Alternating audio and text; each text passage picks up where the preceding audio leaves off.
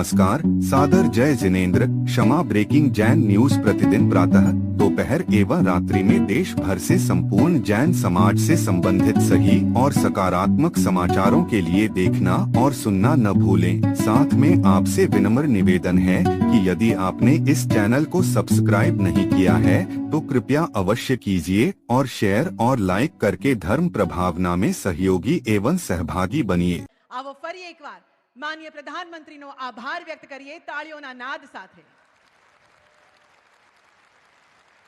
सदियों पहले सम्राट संप्रति ने जिन मंदिरों की श्रृंखला से भारत को सजाया था, आज कोबा की इस पावन धरा पर हम उसी स्वर्ण इतिहास का पुनर्जन्म देख रहे हैं। यह एक अलौकिक मिलन है जहां हजारों साल पुरानी विरासत आज के आधुनिक भारत के हाथ मिला रही है। आज हमारे बीच एक ऐसा नेतृत्व है जिन्होंने ज्ञान की गहराई और विज्ञान की ऊंचाई को एक कर दिया है। एक ऐसे नायक जिनके लिए विरासत का संरक्षण ही विकास की सच्ची परिभाषा है, जिन्होंने भारत को मात्र एक देश नहीं बल्कि विश्व के ज्ञान गुरु के रूप में दुनिया के सामने खड़ा किया है, जिनका नाम एक अटूट विश्वास है, जिनका विजन राष्ट्र का संकल्प है। भारत के यशस्वी, तपस्वी और कर्मयोगी प्रधानमंत्री माननीय श्री नरेंद्र मोदी जी को आइए हम सब अपने उत्साह के नाद से इस वातावरण को गुंजायमान कर दे और तालियों की गड़गड़ाहट के साथ उनके विशेष संबोधन के लिए हार्दिक स्वागत करें। स्वागत है।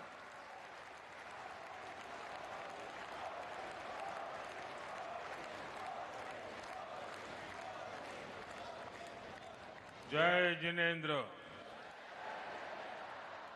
जय जिनेंद्र। आचार्य भगवंत श्री पद्मसागर सुरेश्वर जी महाराज साहेब, गुजरात के गवर्नर आचार्य देवव्रत जी,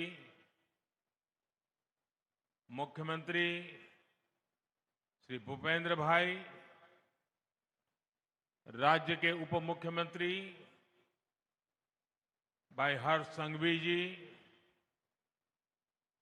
परम पूज्य आचार्य भगवंत, पूज्य साधु भगवंत, साध्वी जी भगवंत, इस पवित्र सभा में उपस्थित समस्त आचार्यगण और मुनि भगवंत, माननीय दानवीर, विद्वज्जन, देवी और सज्जनों, आज भगवान महावीर जयंती के पावन पर्व पर मुझे इस पवित्र जैन तीर्थ आने का सौभाग्य मिला है। सर्वप्रथम मैं भगवान महावीर के चरणों में प्रणाम करता हूं। मैं कोबा तीर्थ से सभी देशवासियों को भगवान महावीर जयंती की शुभकामनाएं देता हूं। साथियों, मैं आज परम पूज्य आचार्य श्री कैलाश सागर सुरेश्वर जी महाराज साहब की स्मृति को भी वंदन करता हूं। उनके स्वप्न ने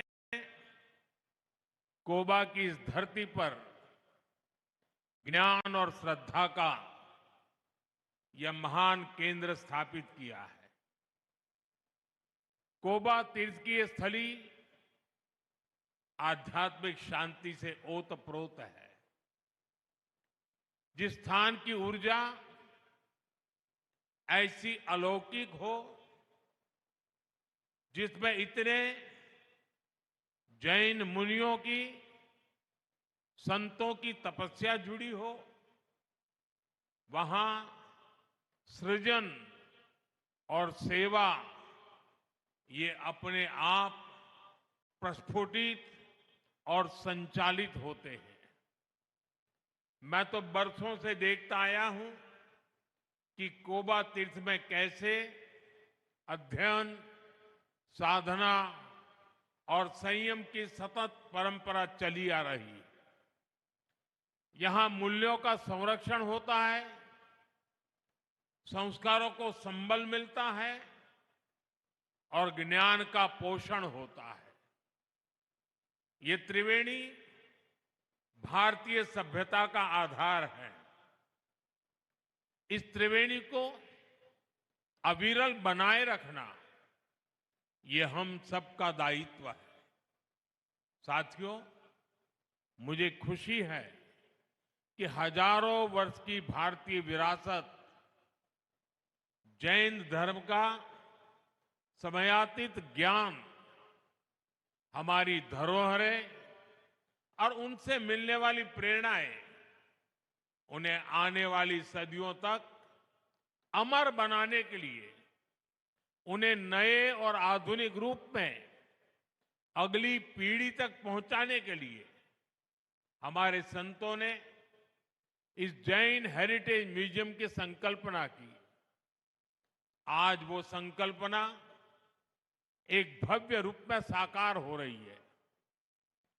ये सम्राट संप्रति संग्रहालय जैन दर्शन, भारतीय संस्कृति और हमारी प्राचीन धरोहर का एक पवित्र केंद्र बना है। मैं इस अद्वितीय प्रयास के लिए हमारे सभी जैन मुनियों का, संतों का अभिनंदन करता हूं। मैं उनके चरणों में प्रणाम करता हूं। ऐसे हजारों निष्ठावान लोग जिन्होंने इस कार्य में असीम योगदान दिया, मैं उन सभी की भी सराहना करता हूं।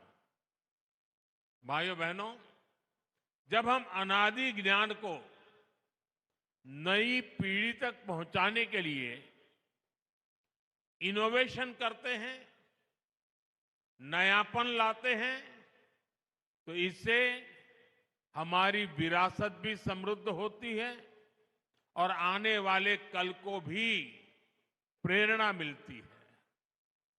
सम्राट संप्रति संग्रहालय ये भारत के कोटि कोटि लोगों की धरोहर है। ये भारत के गौरवशाली अतीत की धरोहर है। मैं इसके लिए सभी देशवासियों को बहुत बहुत बधाई देता हूं। साथियों, सम्राट संप्रति ये केवल एक ऐतिहासिक राजा का नाम नहीं है। सम्राट संप्रति एक ऐसे सेतु है जो भारत के दर्शन और व्यवहार को जोड़ते हैं। क्योंकि जब हम इतिहास में झांकते हैं तो हम देखते हैं कि दुनिया की कई सभ्यताओं में महान विचारकों और दार्शनिकों ने जन्म लिया। मानवता के आदर्श भी अलग अलग परिभाषाओं में घड़े गए, लेकिन जब सवाल सत्ता और शक्ति का आया, कई शासकों ने आदर्शों और मूल्यों को किनारे कर दिया। इससे विचार और व्यवहार में, विचार और व्यवस्था में एक खाई पैदा होती चली गई। लेकिन भारत में सम्राट संप्रति जैसे शासक हुए जिन्होंने सत्ता को सेवा और साधना मानकर काम किया। जहां एक और कुछ शासकों ने हिंसा को हथियार बनाकर शासन किया, वही सम्राट संप्रति ने सिंहासन पर बैठकर अहिंसा का विस्तार किया। उन्होंने सत्य, अस्तेय और अपरिग्रह का प्रचार प्रसार किया। इतनी निष्पृहता से, इतने निस्वार्थ भाव से शासन को सेवा का माध्यम मानकर जीवन जीना, ये सीख हमें भारत के अतीत से ही मिलती है। इसी अतीत को हम इस म्यूजियम में सहेज रहे हैं। साथियों, मैं देख रहा था, इस म्यूजियम को डिजाइन भी ऐसे किया गया है, इसमें हर कदम पर भव्य भारत की पहचान के दर्शन होते हैं। इसकी 7 दीर्घाएं, हर दीर्घा भारत की विविधता और सांस्कृतिक संपन्नता का उद्घोष करती है। प्रथम दीर्घा में हमें नवपद के दर्शन होते हैं। नवपद यानी अरिहंत, सिद्ध, आचार्य, उपाध्याय और साधु। सम्यक दर्शन, सम्यक ज्ञान, सम्यक चरित्र और सम्यक तप, अर्थात हम उनसे सीखें जिन्होंने स्वयं तप करके जीवन को जीना है, और जो ज्ञान हम प्राप्त करें वो सम्यक हो, हमारा चरित्र सम्यक हो, क्योंकि ज्ञान जब सम्यक होता है तो वो समता और सेवा का आधार बनता है। साथियों, तीसरी दीर्घा में हमारे तीर्थंकरों के जीवन को, उनके उपदेशों और प्रसंगों को कलात्मक तरीकों से भी जीवंत किया गया है। भाइयों बहनों, इस म्यूजियम में भारत की सबसे बड़ी विशिष्टता के, सबसे बड़ी ताकत के दर्शन होते हैं। जैसा कि मैंने पहले भी जिक्र किया, हमारी ये ताकत है भारत की विविधता, और विविधता में एकता। दुनिया ने हमेशा मत, मजहब और आस्था के नाम पर टकराव देखा है, लेकिन इस म्यूजियम में भारत के दूसरे सभी धर्मों के भी गौरवशाली दर्शन होते हैं। वैदिक और बौद्ध परंपरा, वेद, पुराण, आयुर्वेद, योग, दर्शन, विभिन्न परंपराओं के सभी रंग एक साथ इंद्रधनुष की तरह उपस्थित हो, ये भारत में ही हो सकता है। साथियों, आज दुनिया में जिस तरह के हालात हैं, जिस तरह विश्व अस्थिरता और अशांति की आग में झुलस रहा है, इस म्यूजियम की विरासत, इसका संदेश केवल भारत ही नहीं बल्कि पूरी मानवता के लिए बहुत अहम है। हमारा प्रयास होना चाहिए दुनिया के देशों से यहां आने वाले जिज्ञासु, स्टूडेंट्स और रिसर्चर्स की संख्या और बढ़े। जो लोग यहां आए वो भारत की जैन धर्म की शिक्षाओं को विश्व के कोने कोने में पहुंचाए। साथियों, भारत में ज्ञान हमेशा से एक मुक्त प्रवाह रहा है। हर युग में तीर्थंकरों और ऋषियों मनीषियों का अवतार हुआ, ज्ञान का संकलन बढ़ता चला गया। समय के साथ बहुत कुछ नया जुड़ता गया। आप कल्पना करिए, एक समय हमारे तक्षशिला, नालंदा जैसे विश्वविद्यालय लाखों ग्रंथों और पांडुलिपियों से भरे होते थे, लेकिन विदेशी आक्रमणकारियों ने मजहबी संकीर्णता में ज्ञान को भी अपना दुश्मन मानकर उन्हें जला दिया। मानवता की कितनी बड़ी धरोहरें नष्ट हो गई। उस मुश्किल दौर में लोगों ने पीढ़ी दर पीढ़ी बची हुई पांडुलिपियों को सहेजा, उनकी सुरक्षा की। आजादी के बाद उन्हें खोजना, उन्हें सहेजना ये देश की जिम्मेदारी होनी चाहिए थी, लेकिन दुर्भाग्य से गुलामी की मानसिकता के कारण इस ओर कोई ध्यान नहीं दिया गया। आचार्य भगवंत श्री पद्मसागर सुरेश्वर जी महाराज साहब जैसे महान व्यक्तित्व और संतों ने इसका महत्व समझा। उन्होंने अपना पूरा जीवन इसके लिए समर्पित किया।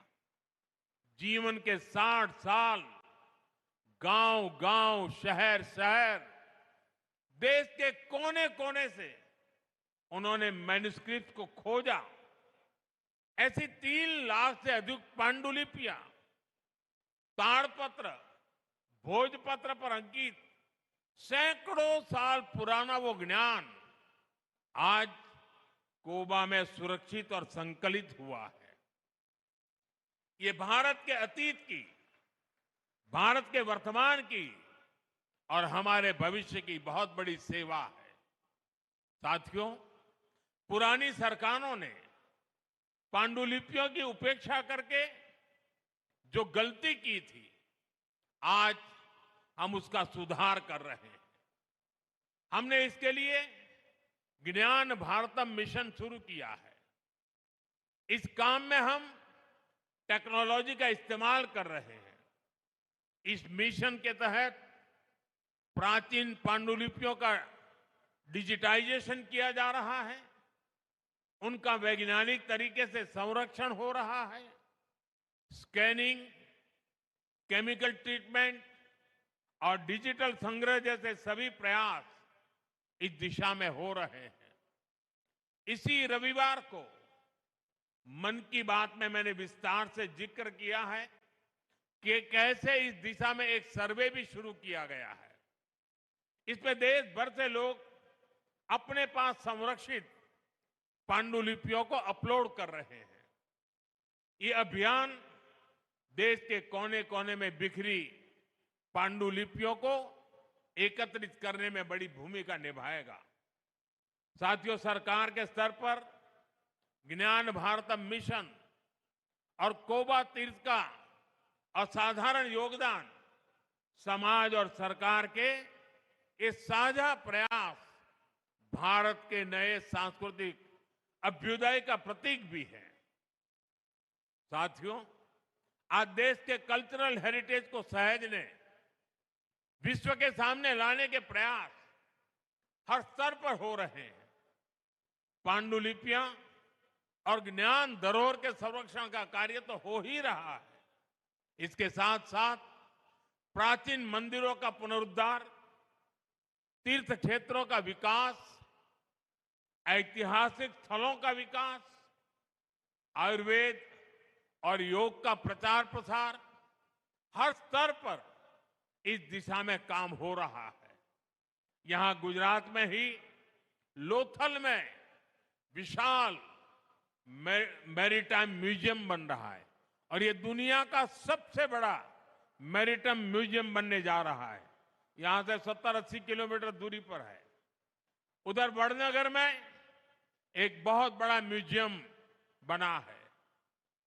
वो दुनिया के अच्छे म्यूजियमों में उसकी जगह बन चुकी है। दिल्ली में युगे युगिन भारत म्यूजियम बनाने की भी तैयारी है। आज पहली बार आजादी की लड़ाई के इतिहास को भी समग्र रूप में सामने लाने के लिए सार्थक कार्य हुए हैं। आपको याद होगा, पहले ये काम राजनीतिक चश्मे से होते थे। एक राजनीतिक परिवार का नैरेटिव कैसे सेट हो, वोट बैंक के हिसाब से बातें कैसे बोली जाए, सब कुछ इसी के इर्द गिर्द घूमता था। हमने इस मानसिकता को समाप्त किया है। हम सबका साथ, सबका विकास के मंत्र के साथ चल रहे हैं। यही मंत्र विकसित भारत के विजन की आत्मा है। साथियों, आप सभी संतगण भारत की विरासत को संजोने का इतना महान प्रयास कर रहे हैं।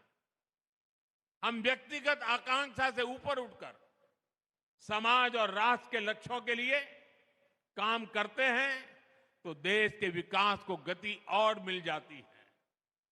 इसी भावना के साथ मैं नवकार महामंत्र दिवस पर दिल्ली में हुए कार्यक्रम में भी शामिल हुआ था। इस आयोजन में चारों फिरके एक साथ जुटे थे। उस ऐतिहासिक अवसर पर मैंने 9 आग्रह किए थे, 9 संकल्पों की बात की थी और जिसका उल्लेख अभी भी हमारे मुख्यमंत्री भूपेंद्र भाई ने भी किया। मैं हर बार आपके सामने वो 9 संकल्प जरूर दोहराता हूं। आज का यह अवसर उन्हें फिर से दोहराने का भी है। पहला संकल्प, पानी बचाने का संकल्प। दूसरा संकल्प, एक पेड़ मां के नाम। तीसरा संकल्प, स्वच्छता का मिशन, चौथा संकल्प वोकल फॉर लोकल, पांचवा संकल्प देश दर्शन, छठा संकल्प नेचुरल फार्मिंग को अपनाना, सातवां संकल्प हेल्दी लाइफस्टाइल को अपनाना, आठवां संकल्प है योग और खेल को जीवन में लाना, नवा संकल्प है गरीबों की सहायता का संकल्प और 10वां संकल्प आप सभी ने स्वयं से जोड़ लिया है और वो है भारत की विरासत का संरक्षण। आज का ये कार्यक्रम इसी का प्रतिबिंब है। साथियों, आने वाले समय में हमारे सामने बड़े लक्ष्य हैं, हमें बड़े संकल्पों को पूरा करना है। हमारी एकता, हमारे सांस्कृतिक संबल ही इसमें हमारी ताकत बनेगा। मुझे विश्वास है कि सम्राट संस्कृति म्यूजियम आने वाले समय में इस दिशा में एक महत्वपूर्ण भूमिका निभाएगा। यह ज्ञान, साधना और संस्कृति का एक ऐसा केंद्र बनेगा जहां से नई पीढ़ी को प्रेरणा मिलेगी और समाज को एक नई ऊर्जा मिलेगी। इसी विश्वास के साथ मैं आप सभी को इस महत्वपूर्ण कार्य के लिए एक बार फिर से बहुत बहुत बधाई देता हूं અને સાથે સાથે બધાને આગ્રહ પણ કરું છું કે મારા સાહેબે તો આ બધું કર્યું પણ આપણે જોવાનો એ ટાઈમ ના આપીએ કેમ ચાલે? વધુમાં વધુ લોકો અહીં આવે અને જોઈને જતા રહેવું નહીં, જાણવાની કોશિશ કરે, સમજવાની કોશિશ કરે। આ એક અમૂલ્ય ખજાનો છે અને હું ઈચ્છું કે ગુજરાતમાં દરેક પીઢીના લોકો પરિવાર સાથે અહીં આવે, એને મન ભરીને જુએ, જ્ઞાન અને મહાન વિરાસતનું ગૌરવ કરે। અને મારે માટે આજે મહાવીર જયંતિ અનેક રીતે શુભ છે, કારણ કે અહીંયા ગાંધીનગરમાં આવતાની સાથે, ગુજરાતની ધરતી પર પગ મૂકતાની સાથે પહેલો કાર્યક્રમ જડોથી જોડાવાનો, જડ સે जुड़ना। અને અહીંથી હમણાં સાણંદ જાઉં છું, ત્યાં બીજો કાર્યક્રમ છે જગત સે जुड़ना। અહીંયા મહાન સાંસ્કૃતિક પરંપરાઓ, ભવ્ય ભૂતકાળ એની સાથે આચમન લીધું અને સાણંદમાં જઈને વિશ્વની આધુનિકમાં આધુનિક ટેકનોલોજી, ચિપ્સના નિર્માણનું ઉદ્ઘાટન થઈ રહ્યું છે, સેમિકન્ડક્ટરનું ઉદ્ઘાટન થઈ રહ્યું છે। અહીં જડોથી જોડાવાનું, ત્યાંથી જગોને જોડવાનું અને આ બધું ગુજરાતની ધરતી પર થઈ રહ્યું છે, ભારતની ધરતી પર થઈ રહ્યું છે। આપ સૌને खूब खूब शुभकामनाओं, खूब खूब धन्यवाद। जय जिनेंद्र, जय जिनेंद्र, जय जिनेंद्र।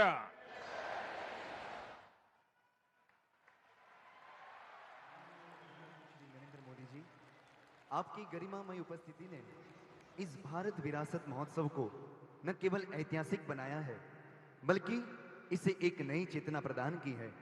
अपने अत्यंत व्यस्त कार्यक्रमों के बीच भी हमारे इस सांस्कृतिक धरोहर के लिए समय निकालने और हमें प्रोत्साहित करने के लिए हम हृदय से आपके आभारी हैं। विरासत और विकास का जो विजन आपने देश को दिया है, यह संग्रहालय उसी संकल्प की एक छोटी सी सिद्धि है। सर, गुजरात की इस पावन धरा और कोबा तीर्थ की ये स्मृतियां आपके हृदय में सदैव जीवंत रहे, बस यही कामना है। और विदा लेते हुए हम अपनी गुजराती परंपरा के उन ही आत्मीय शब्दों को दोहराएंगे, फरी पधारजो साहेब, फरी पधारजो। Kshama breaking Jain news YouTube channel पर विज्ञापन देकर धर्म प्रभावना में बने सहभागी। विज्ञापन विज्ञापन देने हेतु संपर्क कीजिए मोबाइल नंबर 9026900740 एवं समाचार एवं वीडियो भेजने हेतु WhatsApp number 9335236222। Kshama breaking Jain news YouTube channel देखने के लिए आपको बहुत बहुत धन्यवाद। सादर प्रणाम, सादर जय जिनेंद्र।